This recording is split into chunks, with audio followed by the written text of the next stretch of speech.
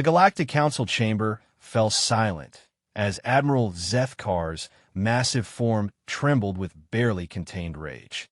His 6 arms gestured wildly at the holographic display, showing the aftermath of what the humans called Operation Midnight Thunder. The images were devastating. 3 entire hegemony battle fleets reduced to floating debris, their crews either dead or fleeing in terror. "This is impossible," Zethkar's voice boomed through the crystalline walls. "No species achieves space travel with such primitive technology and then destroys our most advanced warships. The humans barely mastered faster-than-light travel 50 years ago." Counselor Valana, the serpentine representative from the Naga Confederacy, coiled her scaled body tighter around her speaking platform. "Perhaps we underestimated them, Admiral. Their initial diplomatic communications suggested they were a peaceful species seeking trade partnerships." "Peaceful?" Zethkar slammed one of his fists against the podium. "They butchered Admiral Krex Thor's entire task force at the Proxima Station. Not a single ship escaped. These creatures are monsters wearing the masks of civilization." The hologram shifted to show surveillance footage from the battle. Human ships moved with lethal precision through space, their formations tight and coordinated. Unlike the massive, heavily armored vessels favored by the galactic powers, human warships were sleek and fast, bristling with weapons that seemed to ignore conventional shield technology.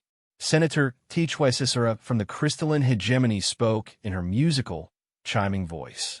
"The concerning element is not their technology, Admiral. It's their tactical approach. Review the battle recordings again." The display changed to show close-up footage of human boarding parties. Zethkar's blood ran cold as he watched figures in dark combat armor moving through hegemony ships like death itself. These weren't soldiers following standard military protocols. They moved like predators, adapting instantly to each situation, showing no hesitation when faced with superior numbers. "Look at their faces," HFY continued. The camera zoomed in on a human warrior as he removed his helmet. The face beneath was young, perhaps barely into adulthood by human standards, but the eyes held something that made seasoned galactic warriors step back. There was no fear, no uncertainty, only cold calculation and deadly purpose. Counselor Valana studied the footage with growing unease. "They fight like they enjoy it. Most civilized species view warfare as a necessary evil, something to be conducted with honor and restraint. These humans seem to embrace violence as an art form." The recording continued, showing human soldiers clearing ship corridors with brutal efficiency. They used their environment as a weapon, turning the ship's own systems against its crew. They didn't just defeat enemies. They terrorized them into submission through sheer psychological warfare. "Intelligence reports indicate the humans call these soldiers Marines," Zethkar said, his voice dropping to a growl. "Apparently, it's an ancient human military tradition dating back thousands of years. They've been perfecting the art of amphibious assault and close-quarters combat since before they even left their home planet." The display showed another disturbing scene. Human prisoners of war being interrogated by hegemony forces. Instead of breaking under standard psychological pressure techniques, the humans seemed almost bored. When one hegemony interrogator threatened to execute the humans' captured comrades, the prisoner actually laughed. "You don't understand," the human said in perfect galactic standard. "You're not threatening me with something I fear. We've been killing each other for sport and resources for 10,000 years. What you call warfare, we call Tuesday." Admiral Zethkar paused the recording. This human was eventually rescued by his unit. The rescue operation involved 12 humans infiltrating a heavily fortified prison facility and extracting him along with 47 other prisoners. They accomplished this with 0 casualties on their side. Valana's scales rippled with anxiety. How was that possible? The facility was designed to hold the most dangerous criminals in hegemony space. "Because they think differently than us," Teacher Sura replied. "We build fortifications to keep people in. Humans see the same structures and immediately begin calculating how to get people out. They view every obstacle as a puzzle to be solved through violence and cunning. The next footage showed human engineers working on captured alien technology. Instead of carefully studying and reverse engineering the equipment over months, as any reasonable species would do, the humans were tearing it apart and rebuilding in real time, often improving upon the original design. They're not just fighters, Zethkar admitted reluctantly. They're innovators.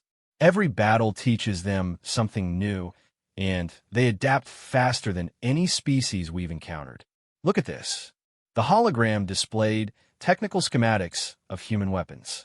Their projectile-based firearms seemed primitive compared to energy weapons used by galactic civilizations, but the recording showed these bullets punching through advanced armor like it was made of paper.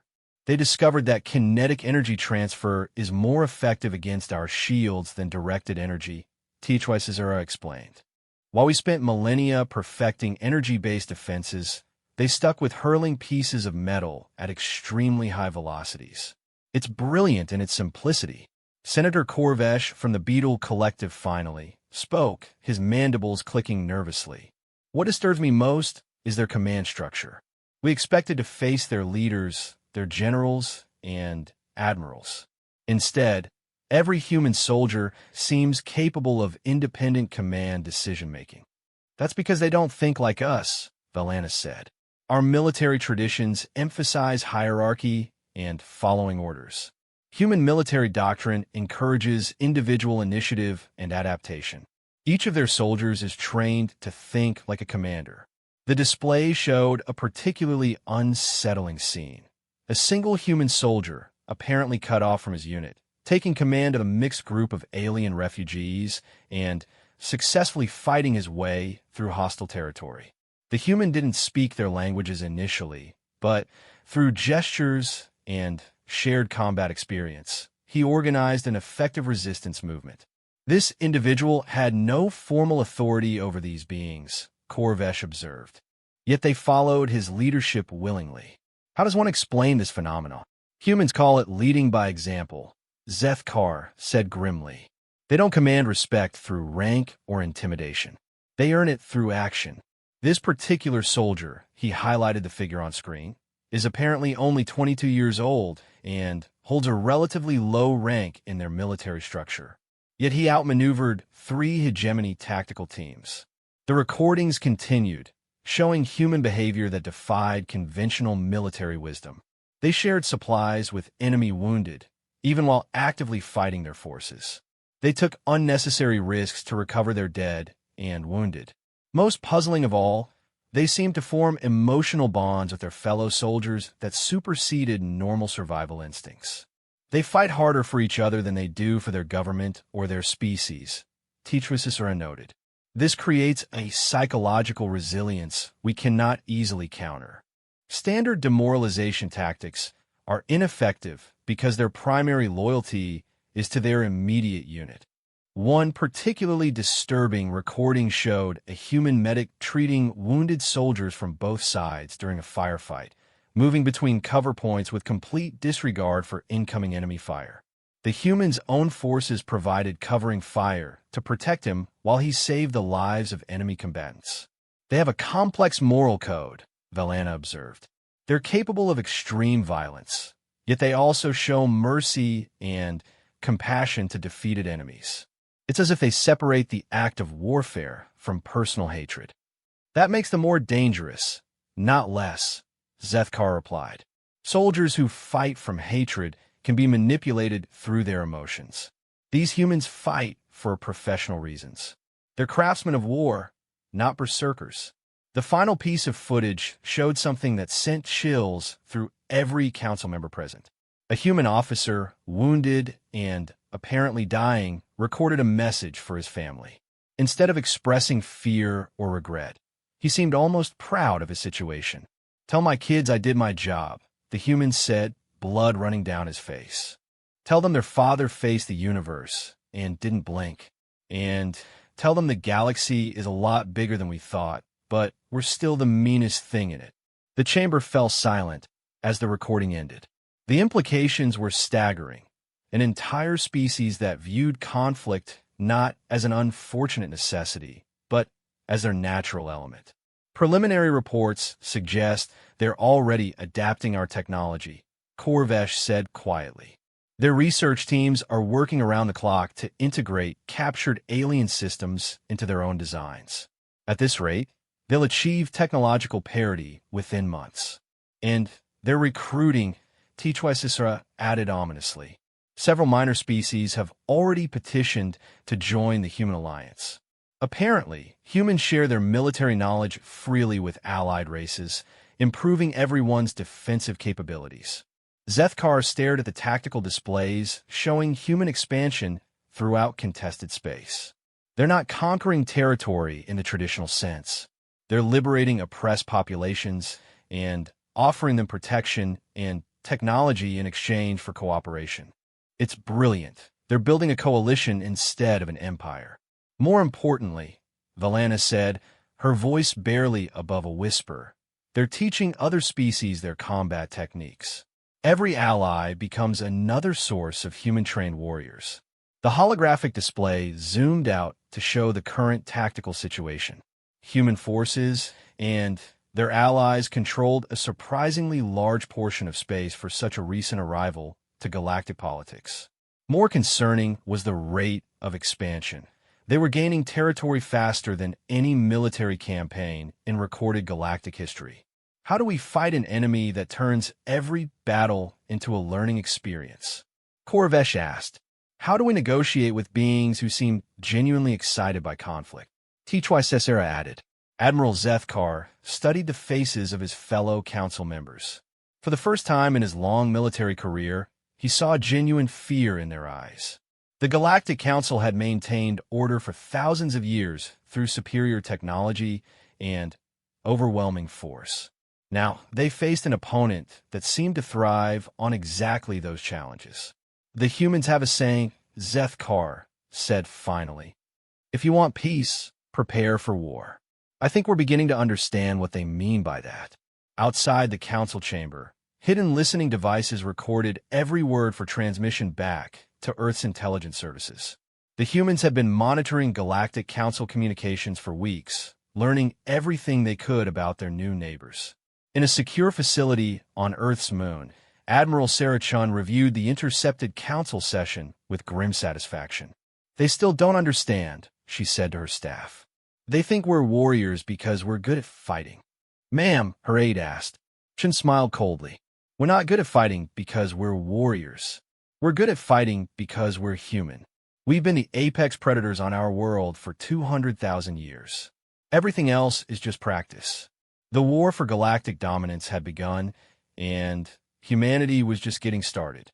The mining station Kepler 442c had been peaceful for over 300 standard years. Its mixed population of crystalline workers, Naga administrators, and beetle engineers lived in harmony, extracting valuable minerals from the asteroid belt while maintaining strict neutrality in galactic conflicts. That changed the morning human ships appeared in their sensor range. Station manager Yil Van watched the approaching vessels through the observation deck's massive transparent aluminum windows. Unlike the imposing dreadnoughts favored by major galactic powers, these human ships looked almost utilitarian, purpose-built tools rather than symbols of military might. Yet something about their formation made his crystalline structure resonate with unease. They're requesting permission to dock, Communications Officer Nektar announced from her workstation. The young Naga's scale had flared nervously as she monitored incoming transmissions. Standard diplomatic protocols, requesting supplies, and trade negotiations. Any escort vessels? Yildan asked, though he suspected he knew the answer. Negative, sir. Just 3 medium-sized vessels. They appear to be civilian transports. Yildan's optical sensors focused on the lead ship. The humans had specifically requested to speak with the station's senior staff about establishing formal trade relations. After the recent conflicts between humanity and the hegemony, most neutral world were taking a cautious approach to human contact. Yet something compelled him to approve their request. Grant docking permission to Base 7, he decided. Standard diplomatic precautions. Full security sweep, and escort from the airlock. 2 hours later, Yilvin found himself reconsidering that decision as he watched the humans disembark. The delegation consisted of only 5 individuals, but something about their presence filled the docking bay with tension. They wore simple civilian clothes and carried no visible weapons, yet every security guard in the area seemed on edge. The lead human stepped forward, extending his hand in their species' traditional greeting gesture. "Station Manager Yilvin, I presume? I'm Captain Marcus Torres, representing the Terran Colonial Authority. Thank you for granting us docking privileges." Yilvin accepted the handshake, surprised by the firm grip and direct eye contact. Most species considered prolonged eye contact either threatening or inappropriate, but humans seem to use it as a form of communication itself. "Captain Torres, welcome to Kepler Station. I trust your journey was without incident." "Smooth sailing," Torres replied with what humans called a smile. "Though we did encounter some interesting debris fields about 40 AU out. Looked like the remains of recent military engagement." The comment seemed casual, but Yilvin noticed how the other humans in the delegation positioned themselves around the docking bay. It appeared random, but their placement covered all exits and provided clear sight lines throughout the area. These civilians moved like soldiers. "Perhaps we should continue this discussion in more comfortable surroundings," Yilvin suggested, gesturing toward the station's administrative section. As they walked through the corridors, Yilvin observed his guests carefully.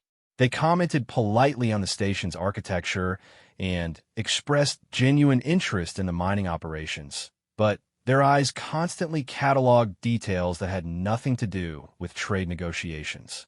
Exit locations, security camera positions, structural weak points. They processed everything with the efficiency of military intelligence officers. In the conference room, Torres opened a portable holographic display showing various human trade goods and technologies.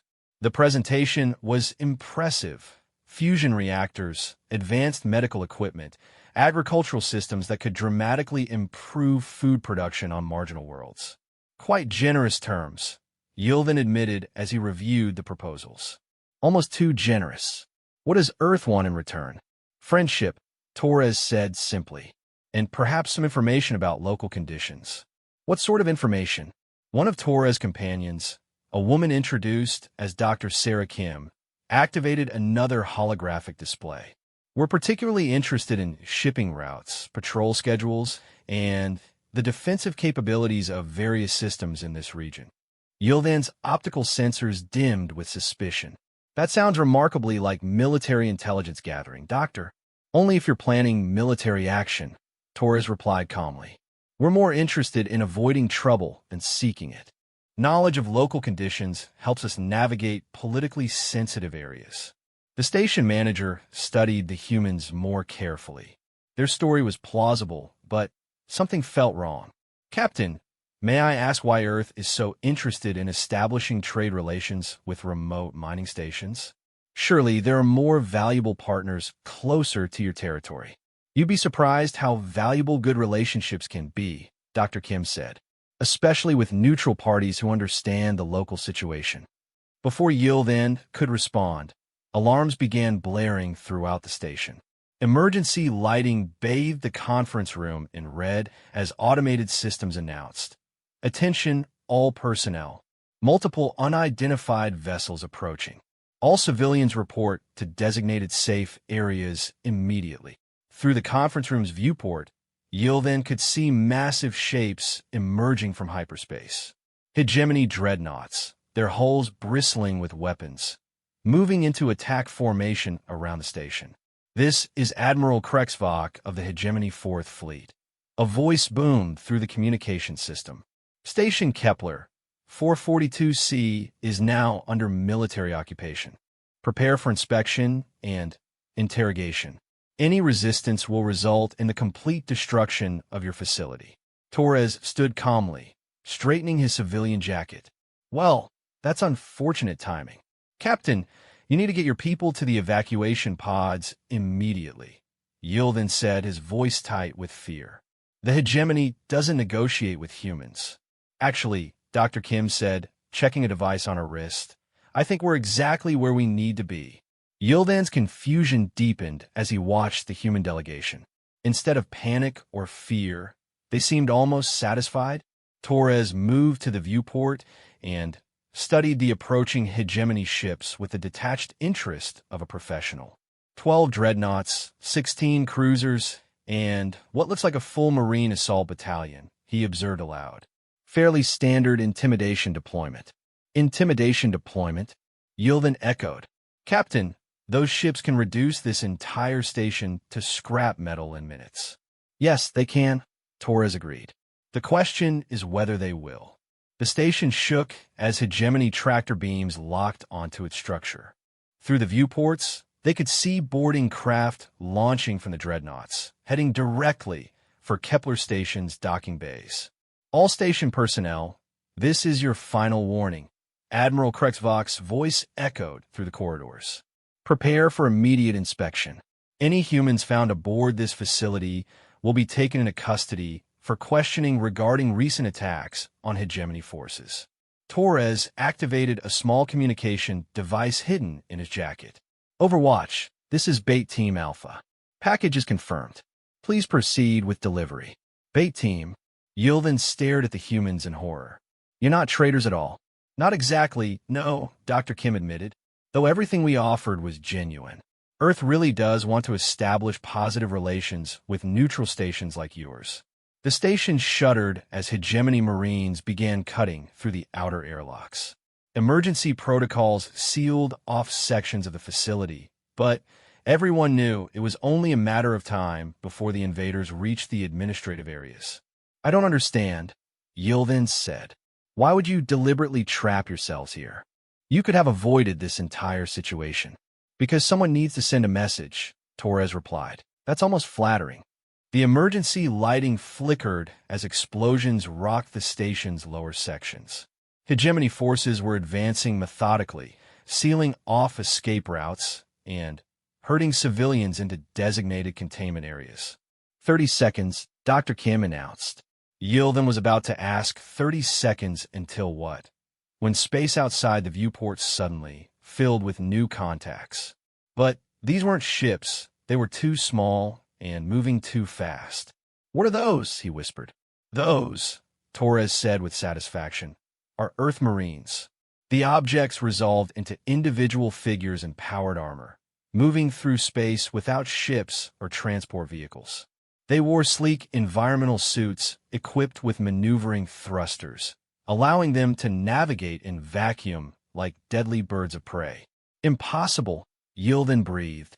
"No species conduct space assaults without spacecraft support. Most species haven't been throwing themselves out of perfectly good aircraft for the past 1,000 years, Dr. Kim observed. Humans perfected the art of airborne assault long before we reached space. This is just the logical evolution." The armored figures moved with purpose toward the hegemony dreadnoughts.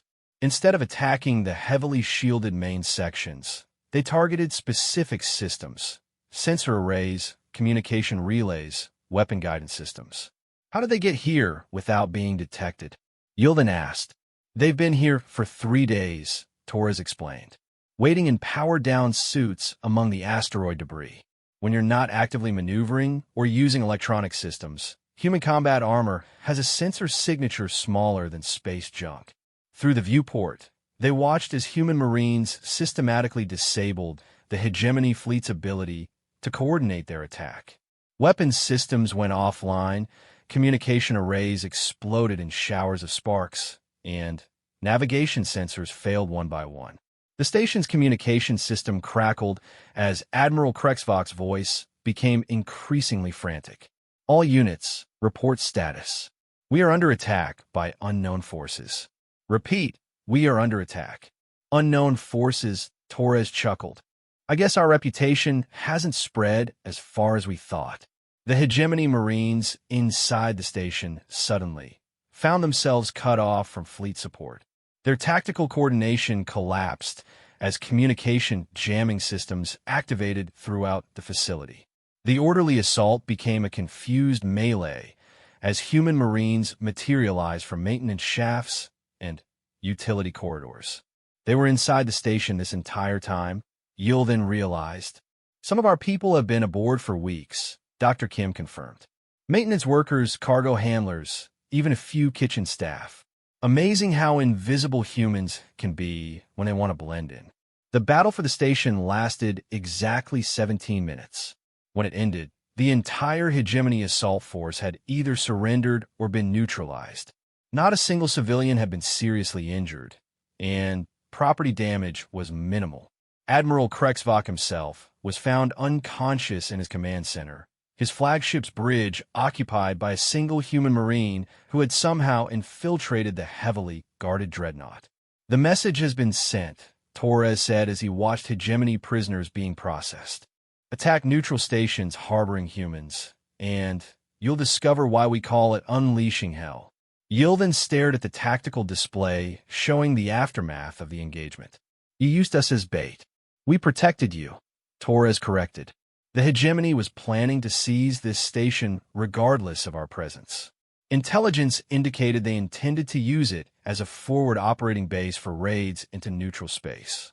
Dr. Kim showed him classified documents recovered from the hegemony ships. They've been conducting a systematic campaign of intimidation against stations like yours. The goal was to create a buffer zone around human-controlled space by making neutral territories too dangerous for us to visit. Instead, Torres added, they've just learned that threatening civilians under human protection carries serious consequences. As hegemony prisoners were loaded aboard their own ships, now under human control, Yil then watched the station return to normal operations. The human marines moved with quiet efficiency, repairing damage and ensuring that normal activities could resume as quickly as possible. What happens now, he asked. Now you make a choice, Torres replied. Continue operating as an independent neutral station or accept an offer of mutual defense cooperation with Earth. And if we choose neutrality, then you remain neutral, and we respect that decision. But understand that the hegemony views neutrality as weakness. They'll be back, probably with larger forces. You'll then consider the options carefully. And if we accept your cooperation, then you get access to human technology, trade benefits, and protection from exactly this sort of aggressive intimidation, Dr. Kim explained. In return, we ask for the right to maintain a small security presence and early warning systems. How small? Torres gestured toward the Marines securing the station. Probably about 6 personnel. Enough to coordinate with our rapid response forces, not enough to threaten your independence. Through the viewport, you'll then watch human forces preparing to depart aboard captured hegemony vessels. They moved with the same casual efficiency they'd shown during the battle, as if repelling military invasions was routine business. Your people fought an entire fleet to protect one mining station, he observed. Your people were worth protecting, Torres replied simply. The station manager made his decision. The emergency session of the Galactic Security Council convened in absolute secrecy aboard the mobile fortress Eternal Vigilance. Representatives from 12 major civilizations gathered in the heavily shielded conference chamber, their faces reflecting the gravity of recent events. The humans have been active in galactic space for less than 6 months, yet their impact was reshaping the balance of power in ways no one had anticipated. Supreme Chancellor Vorthak of the United Hegemony stood before the assembled delegates, his massive frame barely contained within the ceremonial robes of his office. The recent loss of Admiral Krexvok's entire fleet had shaken the hegemony's confidence in their military superiority. Esteemed colleagues, Vorthak began, his voice carrying the weight of barely controlled fury. We face an unprecedented threat to galactic stability. The humans have demonstrated capabilities that our intelligence networks failed to detect and combat doctrines that render our traditional defensive strategies obsolete. Ambassador Silandra from Ethereal Collective shifted her translucent form, creating patterns of light that conveyed deep concern. The situation requires careful analysis rather than reactive military responses. Perhaps we should examine why our initial assessments of human capabilities proved so inadequate. Initial assessments. Vorthak's laugh contained no humor. We send our finest strategists to evaluate their technology and tactics. They returned with reports suggesting humanity posed minimal threat to established galactic powers. Now those same strategists are dead or missing. Defense Minister Kralvex from the Reptilian Sovereignty accessed the chamber's holographic display system. Review the tactical analysis from the Kepler Station incident. The humans demonstrated coordination between units separated by light hours of distance, suggesting communication capabilities we don't understand. The display showed the battle from multiple perspectives: hegemony ship sensors, station security cameras, and recovered black box recordings.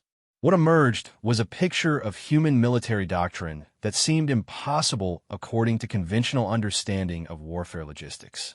Notice the timing. Kralvex highlighted specific moments in the recording. Human forces began their assault exactly 17 minutes before hegemony Marines reached the station's administrative section. This suggests they knew the attack timeline before the assault commenced. Intelligence penetration of our communications, suggested Admiral HFY Cicera from the Crystal Hegemony.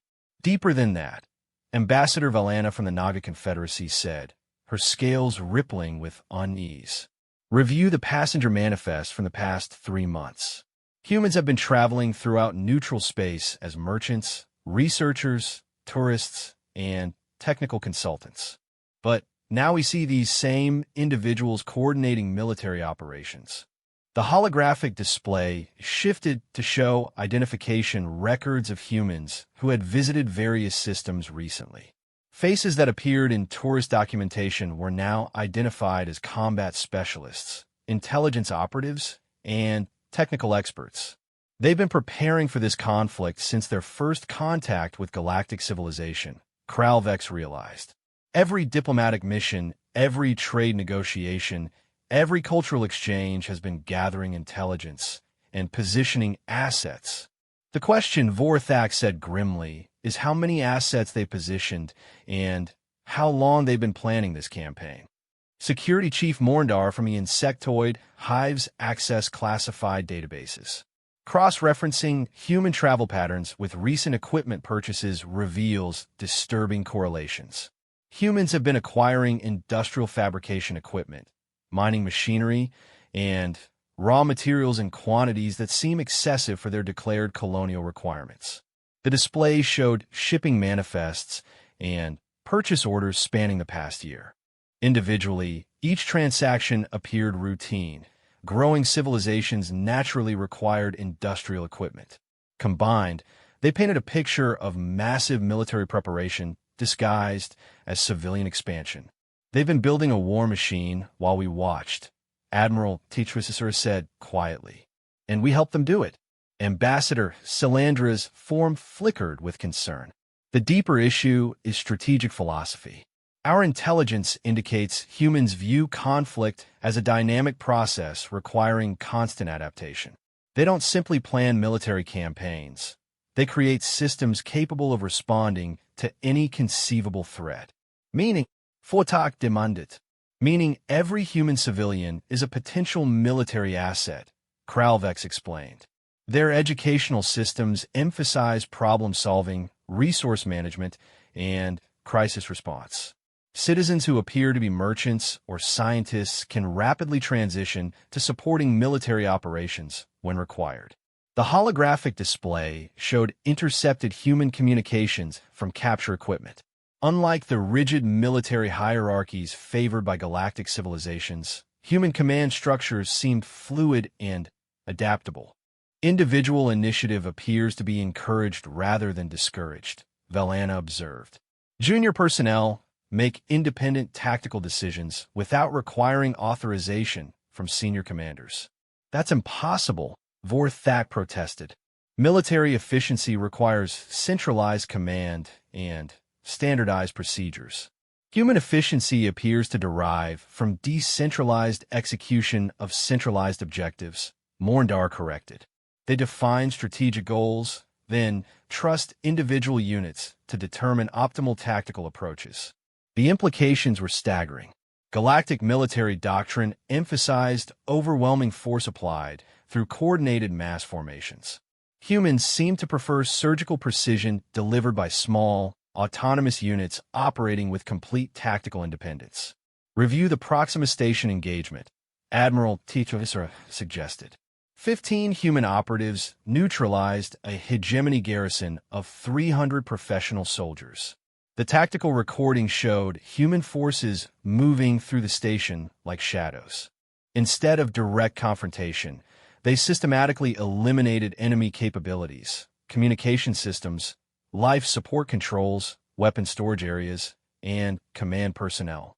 They didn't fight our soldiers, Vorthak realized with growing horror. They fought our ability to coordinate resistance. Classic insurgency tactics adapted for conventional warfare, Kralvex said. They turn our own infrastructure against us, while remaining invisible to our sensor systems. Ambassador Silandra accessed additional intelligence reports. Human military doctrine seems to emphasize psychological warfare as much as physical combat. They've been studying galactic species behavioral patterns and developing specific countermeasures. The display showed human intelligence files on various alien species, detailed analyses of fear responses, leadership hierarchies, social structures, and cultural taboos. The depth of research was both impressive and disturbing. They know us better than we know ourselves, Valana whispered. Consider their recruitment strategies, Morndar added. Humans actively seek alliance with oppressed populations and marginalized species. They offer technology, protection, and inclusion in exchange for cooperation. Standard Imperial expansion tactics, Vorthak dismissed. No, Kralvex corrected. Imperial expansion requires subjects. Human expansion creates partners. There's a crucial difference. The holographic display showed human alliance structures. Unlike traditional hierarchical empires, human partnerships seem to operate on principles of mutual benefit and shared defense. They're building a coalition, not conquering territory, Admiral Titrovsera realized. Every ally becomes a force multiplier for their military capabilities. More concerning, Ambassador Silandra said, they're sharing their military knowledge freely with allied species. Traditional powers maintain technological advantages through restricted access. Humans seem to prefer widespread capability enhancement. The tactical implications were enormous. Instead of facing one species with advanced military capabilities, they were confronting a growing alliance of races trained in human combat doctrine. Intelligence reports indicate human advisors are working with 17 different species, Morndar announced. They're teaching everything from basic infantry tactics to advanced ship design principles. Creating an army, Vorthak growled. Creating a culture, Valana corrected. Humans appear to view military capability as a shared responsibility among civilized species. They're not building an empire. They're building a community of peers. The philosophical difference was profound.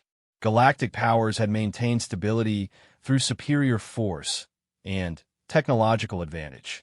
Humans seem to prefer stability through widespread defensive capability and mutual cooperation.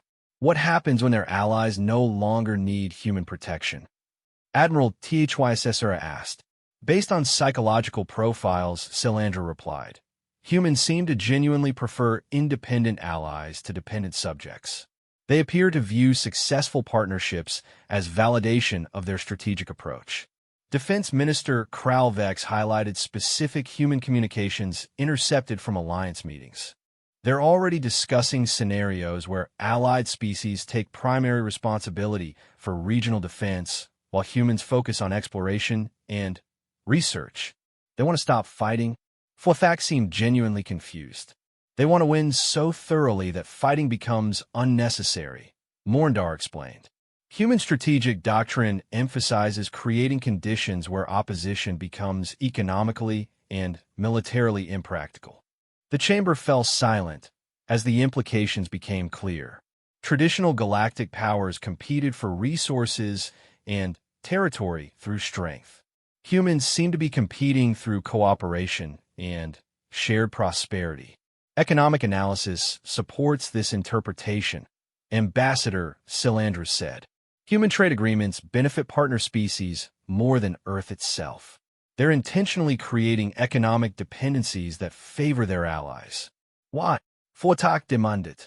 Because prosperous allies are reliable allies, Valana said. And reliable allies provide more security than conquered subjects. The holographic display showed economic data from human alliance territories.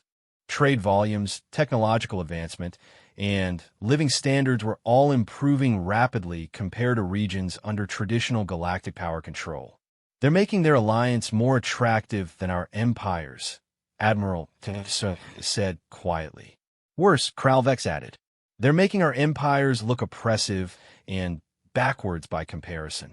The implications for galactic stability were enormous. If humanity continued expanding their alliance through cooperation and shared prosperity, traditional power structures based on dominance and control would become obsolete. Military force cannot counter this strategy, Morndar admitted reluctantly. Attacking prosperous, cooperative societies makes us appear to be the aggressors. Moreover, Silandra added, human alliance members will defend each other with the same intensity humans demonstrate protecting their own interests. The chamber descended into thoughtful silence as each representative contemplated the challenge before them. Humanity wasn't simply conquering territory or resources. They were revolutionizing the fundamental principles of galactic civilization.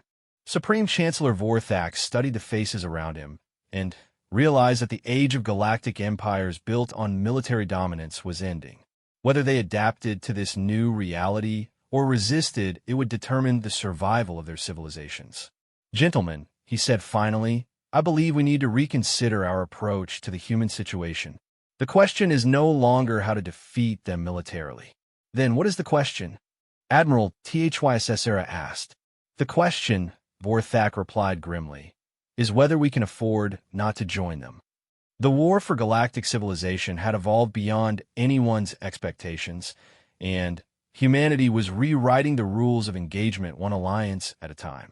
Admiral Sarah Chun stood on the observation deck of a UES Indomitable, watching the final evacuation ships depart from hegemony space.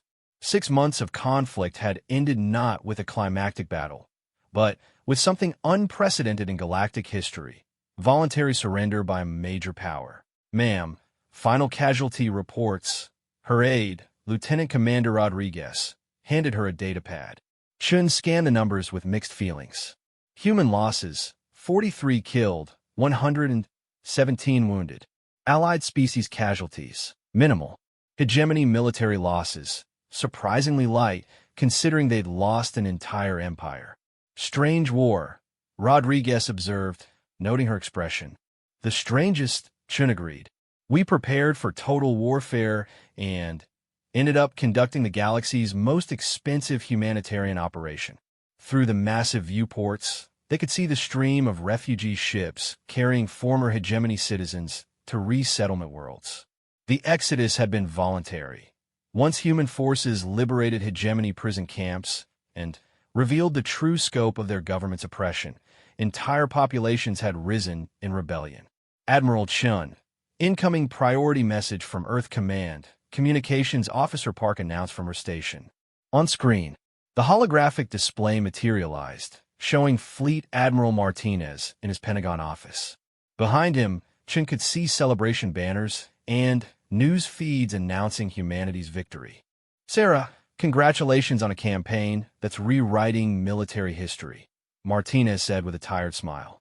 The Joint Chiefs want a full debriefing on how you managed to overthrow the hegemony without actually conquering it.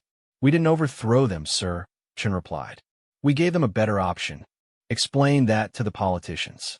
Half the Senate is demanding to know why we're providing reconstruction aid to a former enemy instead of extracting reparations.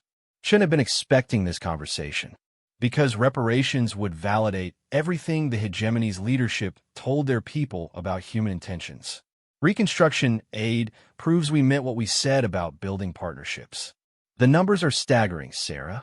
We're spending more on hegemony reconstruction than we did on the entire military campaign. And We're gaining allies worth 10 times that investment, Chun countered. Former hegemony worlds are requesting membership in the Terran Alliance faster than our diplomats can process the applications. Through the observation deck windows, she could see the evidence. Human engineering ships worked alongside former hegemony construction vessels, rebuilding infrastructure and establishing defense networks. What had once been subjects of a military dictatorship were becoming partners in humanity's expanding alliance. The Galactic Council is requesting formal negotiations, Martinez continued. They want to discuss terms for ending hostilities and establishing territorial boundaries. Chin smiled. Tell them we're not interested in territorial boundaries. We're interested in removing the need for them. Sarah, you can't liberate the entire galaxy. Watch me, sir. The transmission ended, leaving Chun alone with her thoughts. Through the viewport, she could see one of the former hegemony's most important industrial worlds, now flying human alliance flags alongside its traditional planetary banner. The transformation had been remarkable. Admiral, incoming vessel on approach vector, sensor operator Kim announced. IFF reads as crystalline hegemony diplomatic transport. Shin raised an eyebrow. The crystal hegemony had remained strictly neutral throughout the conflict, despite being one of the galaxy's most powerful civilizations. Grant landing permission. Full diplomatic honors. 20 minutes later, Chen found herself in the ship's primary conference room, facing Ambassador HFY Story of the Crystal Hegemony. The elegant being's crystalline form reflected the room's lighting in complex patterns that conveyed subtle emotional undertones. Admiral Chun, thank you for agreeing to this meeting, HFY said, her musical voice carrying undertones of respect and curiosity. Ambassador, it's always a pleasure to meet representatives of the Crystal Hegemony. Though I admit, I'm surprised by your visit. Recent events have prompted significant discussion within our governing council, HFY Story explained. The manner in which humanity has conducted this conflict defies conventional understanding of galactic warfare. Chun poured tea from a service set, a small gesture that had proven surprisingly effective in galactic diplomacy. Humans were among the few species that routinely offered refreshments to guests, and the practice seemed to resonate across cultural boundaries. We approached the situation as a problem to be solved rather than an enemy to be defeated, Chun said simply. The distinction being, enemies must be destroyed or dominated. Problems can be resolved through understanding and cooperation. HFY Story's crystalline structure shifted, creating new light patterns. In crystal culture, this indicated deep contemplation. Your forces systematically dismantled hegemony military capabilities while simultaneously improving living conditions for their civilian populations. The combination seems contradictory. Not contradictory, complementary. We eliminated their ability to oppress their own people while demonstrating what cooperation could achieve. The results are undeniably impressive, HFY Story admitted. Former hegemony territories show measurable improvements in economic productivity, technological advancement, and social stability. However, the philosophical implications concern some of our leadership. Chen sensed they were approaching the real purpose of this diplomatic visit. What concerns them? Humanity appears to be fundamentally altering the nature of interstellar relations. For millennia, galactic civilization has operated on principles of territorial sovereignty and competitive advantage. Your alliance model suggests these principles may be obsolete. They are obsolete, Chen said bluntly. Territory becomes irrelevant when transportation and communication eliminate distance. Competition becomes counterproductive when cooperation produces better results for everyone involved. HFY Story's form shifted again, creating patterns that suggested both fascination and uncertainty. Yet your military capabilities suggest humanity could dominate galactic civilization through conventional conquest. Why choose cooperation over domination? Because domination is temporary. Cooperation is permanent. Elaborate, please. Chen activated a holographic display showing galactic political maps from the past 1,000 years. Look at the pattern. Empires rise, expand to their logistical limits, then fragment under internal pressures. The cycle repeats endlessly because conquest creates subjects who dream of independence, whereas cooperation creates allies who share common interests, HFY observed. Exactly. Our alliance grows stronger as it expands because each new member increases the benefits available to all existing members. The crystal hegemony has maintained stability through technological superiority and defensive isolation, HFY noted. Your model suggests such approaches may be becoming untenable. Isolation worked when civilizations were separated by impossible distances and limited communication. Modern technology makes isolation increasingly difficult to maintain. Chun shifted the display to show current trade routes and communication networks. The galaxy was becoming increasingly interconnected, with human alliance territories serving as crucial links between previously isolated regions. Moreover, Chun continued, isolation prevents you from benefiting from the innovations and perspectives of other species. The human alliance has achieved breakthrough advances by combining technologies from dozens of different civilizations, such as medical techniques that combine Naga regenerative biology with crystal energy manipulation and human surgical precision, agricultural systems that merge beetle organizational efficiency with human crop genetics and ethereal environmental engineering. The results exceed what any single species could achieve alone. HFY's crystalline form brightened with interest. Your point about combined technologies is well taken. The crystal hegemony has long prided itself on technological self-sufficiency. Self-sufficiency has its place, Chen acknowledged. But interdependence creates resilience that isolation cannot match. How so? Chen modified the holographic display to show resource flows within the human alliance. No single world or system controls critical resources or technologies. If one region faces problems, others can compensate. Attack any member of the alliance, and you face the combined defensive capabilities of all members. A distributed security model, HFY used. Elegant in its simplicity and scalable without limit. The more members we have, the more secure everyone becomes. The ambassador spent several minutes studying the display in thoughtful silence. Crystal beings were known for their careful deliberation before making important decisions. Admiral Chun, I am authorized to discuss potential cooperative arrangements between the crystal hegemony and the Terran Alliance, HFY finally announced. Chun felt a surge of excitement, but kept her expression neutral. The crystal hegemony's advanced technology and stable civilization would represent humanity's most significant diplomatic achievement. What sort of arrangements interest your leadership? Technology sharing agreements, mutual defense cooperation, and perhaps joint exploration initiatives. The galaxy contains many unexplored regions that might benefit from combined human initiative and crystal technological capabilities. All excellent proposals, Chen agreed. Though I should mention that joining the Terran Alliance requires acceptance of certain fundamental principles, such as respect for individual sapient rights, prohibition of involuntary servitude, and commitment to peaceful resolution of disputes between alliance members. The crystal hegemony has always maintained high ethical standards, HFY said. Though our interpretation of individual rights may differ from human perspectives. Chen pulled up another display showing the Human Alliance Charter. We found that species with different cultural perspectives actually strengthen the alliance by providing diverse viewpoints on complex issues. Diversity as a strategic advantage? The most powerful strategic advantage, Chen confirmed.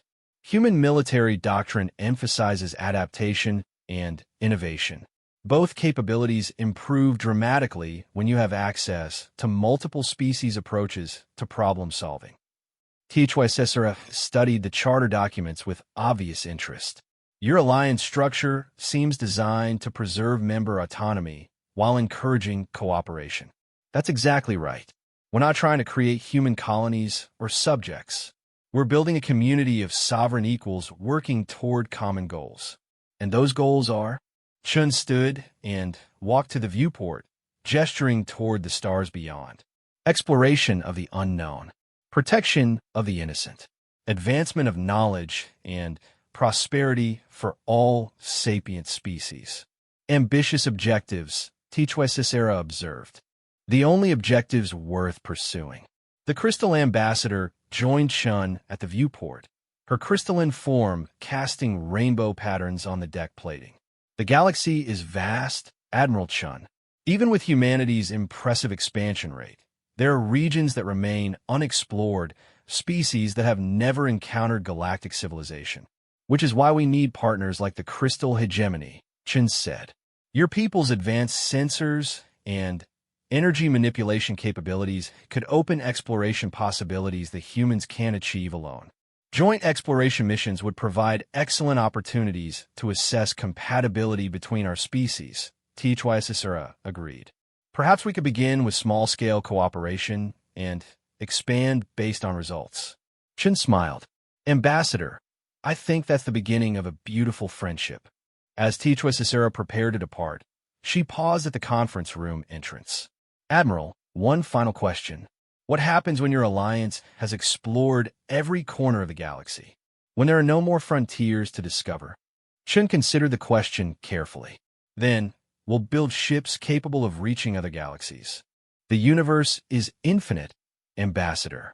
Humanity's greatest strength isn't our ability to fight. It's our refusal to accept limitations.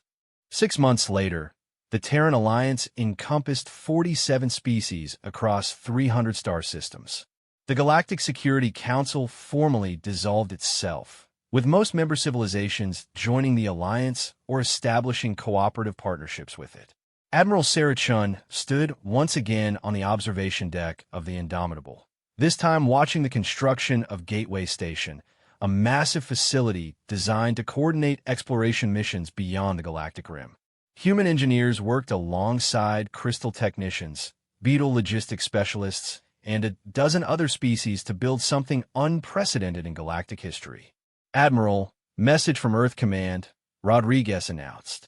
Let me guess, they want to know when we're coming home? Actually, ma'am, they're asking when you think the rest of humanity should join you out here. Chun smiled as she watched the construction teams working with perfect coordination despite their vast differences in biology, culture, and technology. Tell them we got plenty of room, and the galaxy's just getting interesting. The war was over. The real adventure was about to begin.